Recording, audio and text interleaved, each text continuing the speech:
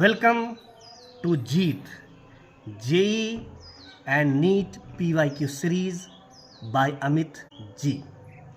If you want to understand how examiners actually think, then solving previous year questions is the most powerful strategy. So, pause the video, attempt the question and let's solve it together. तो आज का question है for the reaction 2A reactant से वो product बनाता है B plus C और Kc is equal to 4 into 10⁻³ है. At a given time the composition of reaction mixture is concentration of A is equal to concentration of B is equal to concentration of C is equal to 2 into 10⁻³ molarity. Then which of the following is correct. तो इसमें जो हमारा chemical reaction है वो ये है 2A और उसका प्रोडक्ट बनता है B प्लस C.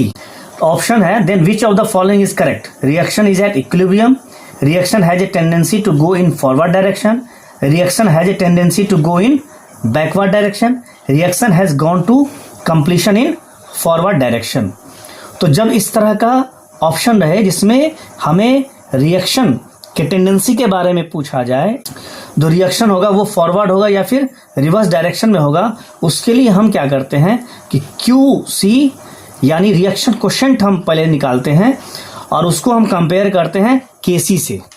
और अगर QC अगर ग्रेटर देन KC है, इसका मतलब है कि जो रिएक्शन होगा वो रिवर्स डायरेक्शन में होगा.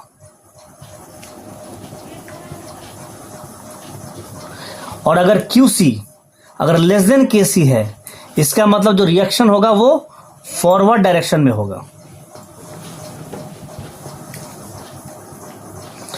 और अगर QC is equal to KC है तो रिएक्शन क्या होगा एट इक्विलिब्रियम, यानी रिएक्शन इक्विलिब्रियम को अटेन कर लेगा. तो आइए सबसे पहले हम इसका QC निकालते हैं.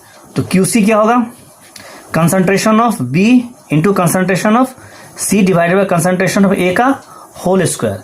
क्योंकि इसमें क्या होता है कि जो स्टोइकोमेट्रिक कोफिशिएंट होता है तो कंसंट्रेशन पे स्टोइकोमेट्रिक कोफिशिएंट का पावर लिखते हैं.